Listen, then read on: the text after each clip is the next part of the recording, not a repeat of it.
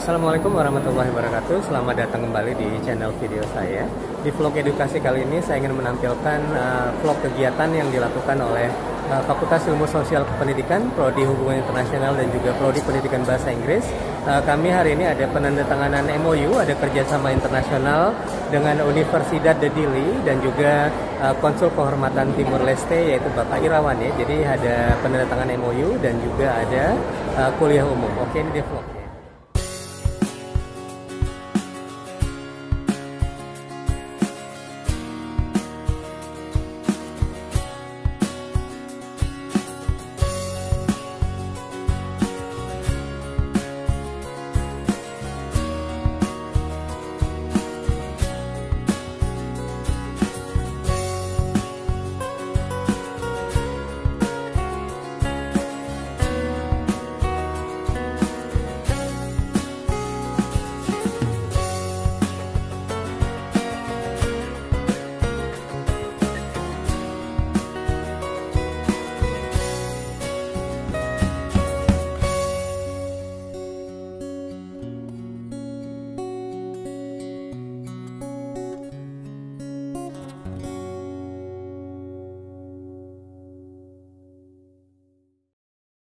From Universitas Trisakti, accounting major, and his master degree from Universitas Pendidikan Harapan, majoring in management studies.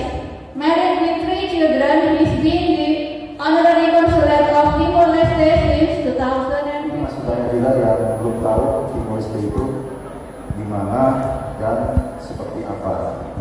Timur kan bahasa Portugal, Leste itu adalah bahasa Tetun. Jadi Timor Leste itu ya sama juga, Timur-Timur, tetap Timur-Timur juga. Nah setelah berpisah, inilah Timor Leste, ini juga Timor Leste. Tapi masuk ke wilayah Indonesia, kalau bahasa Inggrisnya enclave ya, atau satu cekungan. Ini yang saya bilang otonomi khusus, ada bandara, liftnya elevator dari kota Medan, tapi masuk Timor Leste. Nah sedikit kita cerita sejarah, karena ini cerita pendidikan juga. Kenapa bisa seperti itu? Karena dasar yang dipakai untuk referendum dari PBB adalah berdasarkan dulu yang menjajah itu siapa.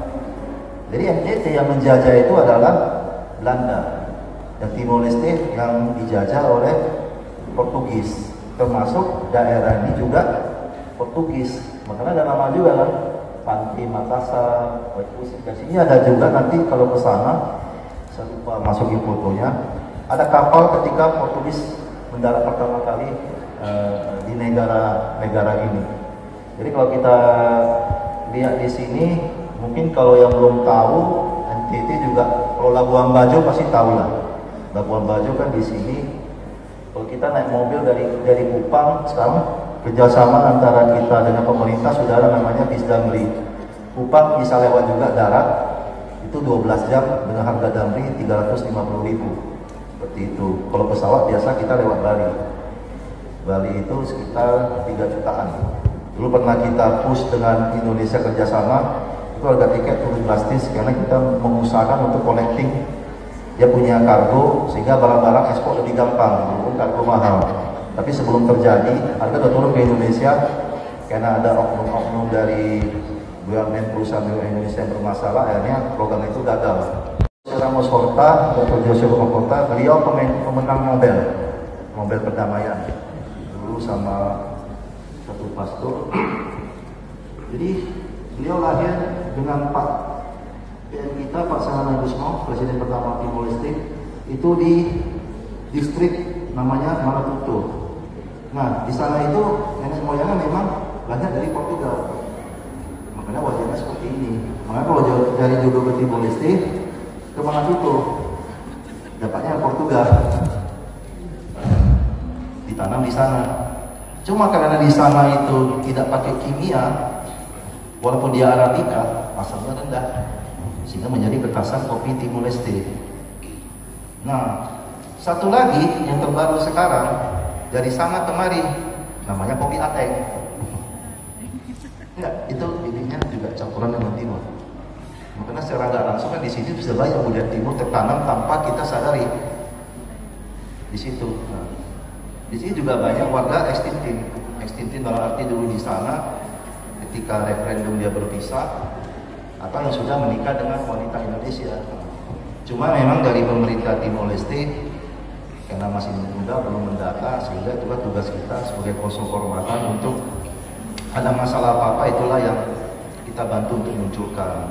Seperti saya selalu juga minta imigrasi tolong sosialisasikan atau gimana, karena banyak pernikahan campuran, terutama yang kasihan wanita ya.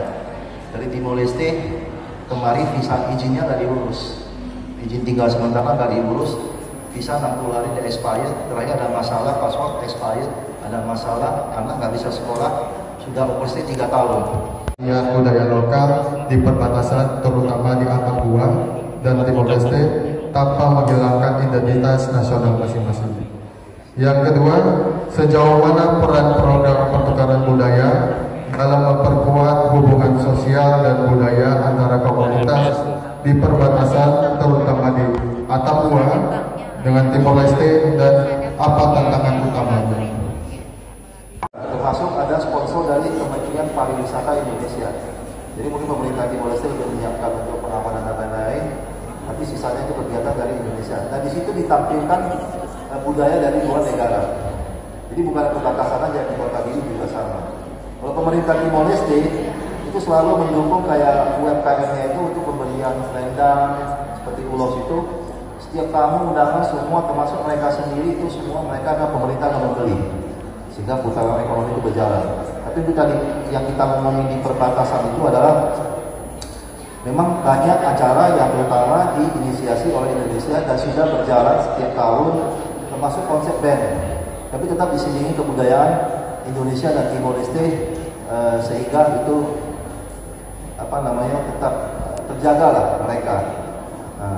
Nah, kenapa Indonesia juga itu concern terhadap perbatasan ini untuk budaya dan segala macam ini? Karena kan kalau secara negara yang berbatasan dengan darat itu memang harus lebih diperhatikan. Sama seperti Pulau Kalimantan kan, ke Malaysia, Sarawak, Kalimantan dan seterusnya. Sedangkan kita di Timor Leste untuk menggerakkan roda ekonomi 100% tergantung pada belanja negara. Karena barang-barang, hasil pertanian, hasil peternakan, semua yang ada di timur adalah barang yang sama. Orang dari distrik Aileu tidak bisa menjual ke Dili jual ke Los Patos, barang yang sama. Jadi kita tergantung 100% pada belanja negara. Jadi ketika pada saat COVID kemarin, ketika tidak ada kegiatan pemerintahan, belanja negara sangat kurang, maka uang di masyarakat hampir tidak ada. Jadi Timor Leste adalah satu negara yang sangat homogen dalam hal pertanian, peternakan, perikanan dan segala macam. Jadi kita tidak bisa bergerak tanpa adanya intervensi daripada belanja negara. Semakin banyak negara berbelanja, maka masyarakat semakin banyak punya uang. Itu yang pertama. Dan yang kedua adalah Timor Leste tergantung hampir 95% pada produk-produk sembako Indonesia. Kita tergantung pada mie goreng, kita tergantung pada air minum aqua, kita tergantung kepada mie sedap di Indonesia. Indonesia sebenarnya kita melihat Indonesia tidak membutuhkan terlalu dengan Timor Leste dalam hal perdagangan, karena pasar timur tidak besar. Pasar ada di Indonesia Timur jauh lebih besar daripada di Timor Leste, bahkan di NTT pun jauh lebih besar. Namun demikian adanya hubungan baik antara dua negara inilah yang membuat kami Timor Leste bisa berkembang dengan adanya teman-teman atau adanya produk-produk Indonesia yang masuk ke sini. Masyarakat Timor Leste terbiasa dengan mie sedap. Masyarakat Timor Leste tidak bisa makan Maggi, mie produk Malaysia misalnya, karena kita terbiasa dengan produk-produk Indonesia. Dan kita tidak mungkin menggunakan barang-barang produk Australia yang tentu saja harganya jauh lebih mahal daripada barang-barang daripada Indonesia misalnya. Dan umumnya masyarakat Timor Leste terbiasa dengan makanan-makanan Indonesia. Seperti di Timor Leste ada bakso, ada nasi goreng, ada bakwan, semua yang menjadi makanan-makanan favorit Indonesia, ada gado-gado, hal-hal yang menjadi makanan-makanan Indonesia taat dari Timor Leste. Dan tadi karena ada lebih dari 10.000 orang Indonesia yang di sini yang bekerja mencari nafkah dengan membawa budaya, dengan membawa makanan dan segala macam, ditambah dengan 10.000 orang Indonesia yang saat ini sedang ada di Indonesia melanjutkan pendidikan mereka. Juga ditambah dengan selama 24 tahun Indonesia berada di Timor Leste. Itu semua keterkaitan yang tidak bisa terlepas antara Timor Leste dan Indonesia. Tentu saja kita ketahui sebagaimana data yang ada adalah 97% produk-produk yang Timor Leste lebih banyak import daripada Indonesia, daripada ekspor ke Indonesia. Jadi Indonesia banyak menjual barang masuk ke Timor Leste dibanding dengan Timor menjual barang ke Indonesia. Kita memberikan dolar, Indonesia memberikan barang. Demikian.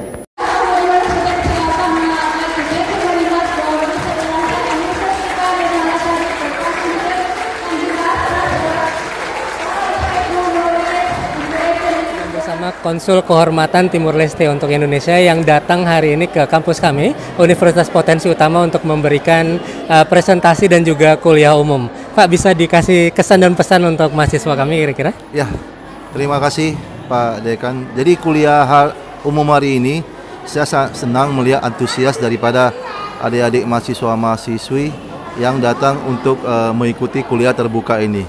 Kita mengharapkan juga adik-adik mahasiswa ini mendapatkan banyak masukan-masukan di situ, dan saya doakan juga yang terbaik buat adik-adik mahasiswa-mahasiswi dan juga yang terbaik dari Universitas Potensi Utama, terutama hubungan internasional. Oke, terima kasih Pak. Oke, siap. Siap. Oke, alhamdulillahirobbilalamin, acara kami yaitu public lecture kuliah umum bersama dengan Konsul Kehormatan Timur Leste untuk Sumatera Utara sudah berakhir ya, dan mudah-mudahan acara kita ini akan membawa berkah bagi kita semua. Oke, ini sebelum Konsul Kehormatan Timur Leste untuk Sumatera Utara ini meninggalkan tempat nih, ada acara foto bareng dengan seluruh Sivitas Akademik nih. Ini kali ini dari Sivitas Akademik Fakultas Hukum. Itu ada Bu Fani, Bu Fitri, dosen dan juga mahasiswa. Sebentar lagi tuh giliran saya dengan mahasiswa PBI. Ini ada yang mau masuk frame juga ini. Kayaknya kita cut aja nanti ya.